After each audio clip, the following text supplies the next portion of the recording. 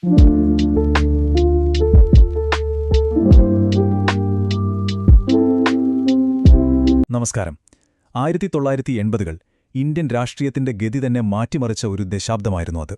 അതുവരെ കണ്ടിരുന്ന രാഷ്ട്രീയത്തിൽ നിന്ന് വ്യത്യസ്തമായി മതം ഒരു പ്രധാന രാഷ്ട്രീയ ആയുധമായി മാറിത്തുടങ്ങിയ കാലം. അത് ഇന്ത്യയുടെ മതേതര സ്വഭാവത്തെ തന്നെ വലിയ രീതിയിൽ സ്വാധീനിച്ചു. നമ്മുടെ സോഴ്സ് മെറ്റീരിയലായ ബ്ലോക്ക് 5 യൂണിറ്റ് 4നെ അടിസ്ഥാനമാക്കി ആ നിർണായകമായ മാറ്റങ്ങളുടെ കഥയാണ് നമ്മളിന്ന് വിശദമായി പരിശോധിക്കാൻ പോകുന്നത്.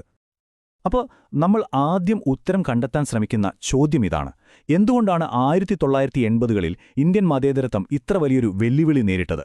കാരണം സ്വാതന്ത്ര്യം കിട്ടിയതിനു ശേഷം നെഹ്റുവിൻ്റെയൊക്കെ കാലത്ത് വർഗീയതയുടെ ശക്തി ഒരു പരിധിവരെ കുറഞ്ഞിരുന്നു. പക്ഷേ 1980-കളിൽ പെട്ടെന്നെന്താണ് സംഭവിച്ചത്? രാജ്യത്തെ പിടിച്ചുകുലുക്കിയ ഒരു പുതിയ വർഗീയ തരംഗം എങ്ങനെയാണ് ഉണ്ടായത്? നമുക്ക് ആ കാരണങ്ങളിലേക്കൊന്ന് കടന്നു ചെല്ലാം. ഈ ചോദ്യത്തിലുള്ള ഉത്തരം ഒളിഞ്ഞിരിക്കുന്നത് അന്നത്തെ രാഷ്ട്രീയ സാഹചര്യങ്ങളിൽ തന്നെയാണ്. ശരിക്കും പറഞ്ഞാൽ ഒരേ സമയം രണ്ട് വലിയ മാറ്റങ്ങളാണ് ഇന്ത്യൻ രാഷ്ട്രീയത്തിൽ സംഭവിച്ചത്. വർഗീയതയുടെ തിരിച്ചുവരവിന് കൃത്യമായ ഒരു കളമൊരുക്കിയത് ഈ മാറ്റങ്ങളായിരുന്നു. ആ മാറ്റങ്ങൾ ഇതായിരുന്നു. ഒരു വശത്ത് ഇന്ദിരാഗാന്ധിയുടെ മരണശേഷം കോൺഗ്രസ് പാർട്ടിക്ക് പഴയ സ്വാധീനം നഷ്ടപ്പെട്ടു തുടങ്ങിയിരുന്നു. ആ ജനപിന്തുണ തിരിച്ചുപിടിക്കാൻ വേണ്ടി അവർ മൃദുഹിന്ദുത്വ നയങ്ങൾ പരീക്ഷിക്കാൻ തുടങ്ങി. അതേസമയം മറുവശത്ത് 1980-ൽ രൂപീകൃതമായ BJP തുടക്കത്തിൽ മുന്നോട്ടുവെച്ച ഗാന്ധിയൻ സോഷ്യലിസം പോലുള്ള ആശയങ്ങൾക്ക് വലിയ സ്വീകാര്യത കിട്ടാതെ വന്നപ്പോൾ കൂടുതൽ തീവ്രമായ ഹിന്ദുത്വ അജണ്ടയിലേക്ക് ചുവടുമാറ്റി. ഈ രണ്ട് സംഭവങ്ങളും ഒരുമിച്ച് വന്നപ്പോൾ മതം ഇന്ത്യൻ രാഷ്ട്രീയത്തിന്റെ കേന്ദ്രബിന്ദുവായി മാറുകയായിരുന്നു. അങ്ങനെ രാഷ്ട്രീയം ചൂടുപിടിച്ച് നിൽക്കുന്ന സമയത്താണ് ആരും പ്രതീക്ഷിക്കാത്ത ഒരിടത്തുനിന്ന്, ഒരു കോടതി മുറിയിൽ നിന്ന് വർഗീയതയ്ക്ക് തീപിടിപ്പിച്ച ആദ്യത്തെ സംഭവം വരുന്നത്. ഷാ ബാനോ കേസ്.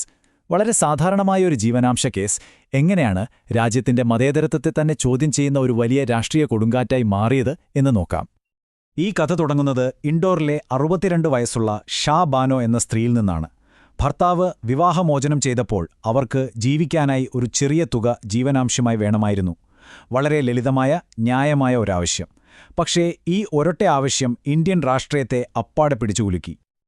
അപ്പോൾ ഈ കേസിൽ സംഭവിച്ചത് എന്താണെന്ന് നമുക്ക് 4 ഘട്ടങ്ങളായിട്ട് നോക്കാം. ആദ്യം സുപ്രീം കോടതി ഷാ ബാനോയ്ക്ക് അനുകൂലമായി വിധിച്ചു. ജീവനാംശം എല്ലാ ഇന്ത്യൻ സ്ത്രീകൾക്കും ഒരുപോലെ അവകാശപ്പെട്ടതാണെന്ന് കോടതി പറഞ്ഞു. എന്നാൽ ഇത് മുസ്ലിം വ്യക്തിനിയമമായ ശരിയായിലുള്ള കൈകടത്തലാണെന്ന് പറഞ്ഞ് യാഥാസ്ഥിതിക വിഭാഗങ്ങൾ ശക്തമായി രംഗത്തുവന്നു.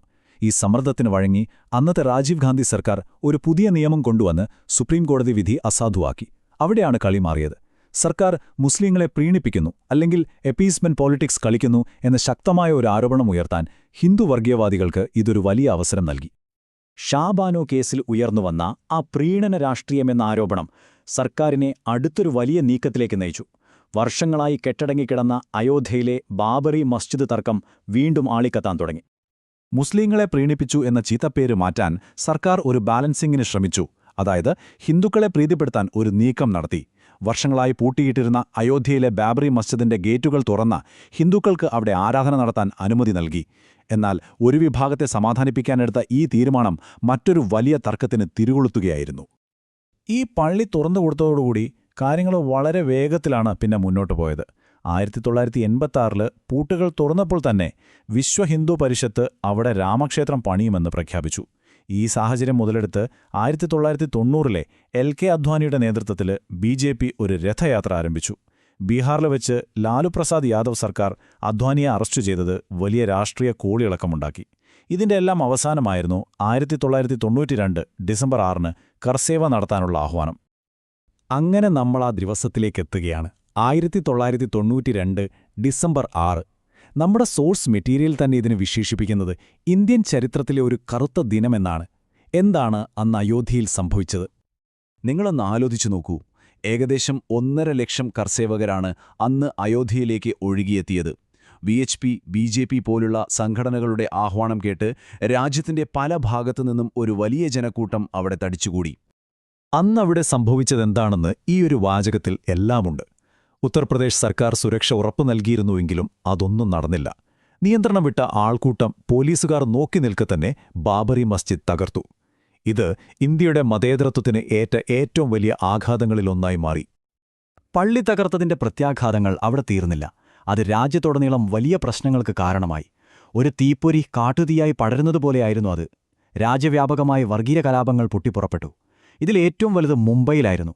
ശിവസേനയുടെ നേതൃത്വത്തിൽ നടന്ന ആ കലാപത്തിന് പ്രതികാരമായിട്ടാണ് 1993 മുംബൈയിൽ ഭീകരർ ബോംബ് സ്ഫോടന പരമ്പര നടത്തിയത്. അക്രമവും പ്രതികാരം നിറഞ്ഞ ഒരു പുതിയ അധ്യായത്തിന് അവിടെ തുടക്കം കുറിക്കുകയായിരുന്നു. ഈ അക്രമങ്ങളുടെയും പ്രതികാരങ്ങളുടെയും ഒരു തുടർച്ചയെന്നോണം ഒരു ദശാബ്ദത്തിനു ശേഷം ഇന്ത്യ കണ്ടത് വർഗീയതയുടെ ഏറ്റവും ഭീകരമായ മുഖങ്ങളിലൊന്നാണ് 2002 ഗുജറാത്ത് കലാപം. ഇതിന്റെ തുടക്കം ഗോദ്രയിലെ ആ ദാരുണമായ സംഭവത്തിൽ നിന്നായിരുന്നു. 2002 ഫെബ്രുവരി 27 അയോധ്യയിൽ നിന്ന് മടങ്ങുകയായിരുന്ന കർസേവകർ സഞ്ചരിച്ച സബർമതി എക്സ്പ്രസിന്റെ ഒരു കോച്ചിന് തീപിടിച്ച് 59 പേർ കൊല്ലപ്പെട്ടു. ഇതിന് പ്രതികാരമെന്നോണം ഗുജറാത്തിലുടനീളം മുസ്ലിംകൾക്കെതിരെ അതിക്രൂരമായ ആക്രമണങ്ങൾ അരങ്ങേറി. ഏകദേശം 2000-ഓളം ആളുകൾ കൊല്ലപ്പെട്ടു എന്നാണ് റിപ്പോർട്ടുകൾ സൂചിപ്പിക്കുന്നത്. ആ സമയത്ത് ഉയർന്നുവന്ന ഒരുപാട് വിമർശനങ്ങളുടെ നടുവിലാണ് അന്നത്തെ പ്രധാനമന്ത്രിയായിരുന്ന അടൽ ബിഹാരി വാജ്പേയി ഗുജറാത്തിലെ മുഖ്യമന്ത്രിയോട് ചരിത്രപ്രസിദ്ധമായ ആ വാക്കുകൾ പറയുന്നത്. രാജധർമ്മം പാലിക്കണം. ഒരു ഭരണാധികാരി എന്ന നിലയിലുള്ള കടമ നിർവഹിക്കാനുള്ള ശക്തമായൊരു ഓർമ്മപ്പെടുത്തലായിരുന്നു അത്. അപ്പോ ഷാബാനോ കേസിൽ തുടങ്ങി ബാബറി മസ്ജിദിന്റെ തകർച്ചയിലൂടെ കടന്നുപോയി ഗുജറാത്ത് കലാപം വരെ എത്തിയ ഈ സംഭവ പരമ്പരകൾ ഇന്ത്യൻ സമൂഹത്തിനുണ്ടാക്കിയ ആഘാതം വളരെ വലുതായിരുന്നു. അതിന്റെ ദീർഘകാല പ്രത്യാഘാതങ്ങൾ എന്തൊക്കെയായിരുന്നു എന്നുകൂടി നമുക്ക് നോക്കാം. പ്രധാനമായും 3 കാര്യങ്ങളാണ് സംഭവിച്ചത്. ഒന്ന്, നമ്മുടെ സമൂഹം ഹിന്ദുക്കളെന്നും മുസ്ലിങ്ങളെന്നും 2 തട്ടുകളായി ആഴത്തിൽ ധ്രുവീകരിക്കപ്പെട്ടു. 2, ഈ സംഘർഷങ്ങൾ തീവ്രവാദ സംഘടനകൾക്ക് വളരാൻ അനുകൂലമായ സാഹചര്യം ഒരുക്കിക്കൊടുത്തു. എന്നാൽ ഏറ്റവും പ്രധാനമായി ഇന്ത്യയുടെ ഭരണഘടന മുന്നോട്ടുവയ്ക്കുന്ന മതേതരത്വം എന്ന അടിസ്ഥാന ആശയം തന്നെ പ്രായോഗിക തലത്തിൽ വലിയ രീതിയിൽ ചോദ്യം ചെയ്യപ്പെട്ടു. അപ്പോൾ നമ്മൾ ഇന്ന് ചർച്ച ചെയ്ത ഈ ചരിത്രം നൽകുന്ന പാഠം വളരെ വ്യക്തമാണ്. രാഷ്ട്രീയ ലാഭത്തിനു വേണ്ടി മതത്തെ ഉപയോഗിക്കുമ്പോൾ അതൊരു രാജ്യത്തെ എത്ര വലിയ ദുരന്തങ്ങളിലേക്കാണ് നയിക്കുക എന്നതിൻ്റെ ഒരു ഓർമ്മപ്പെടുത്തലാണിതെല്ലാം. ഇത് കേവലം പഴയ ചരിത്രമല്ല, ഇന്നും ഏറെ പ്രസക്തമായൊരു പാഠമാണ്. ഈ വിഷയത്തെക്കുറിച്ച് കൂടുതൽ ആഴത്തിൽ മനസ്സിലാക്കാൻ നമ്മുടെ ഈ വിശകലനം കണ്ടതിനു ശേഷം താഴെ ഡിസ്ക്രിപ്ഷൻ ബോക്സിൽ നൽകിയിട്ടുള്ള നോട്ട്സ് വായിക്കുന്നത് ഒരുപാട് സഹായിക്കും.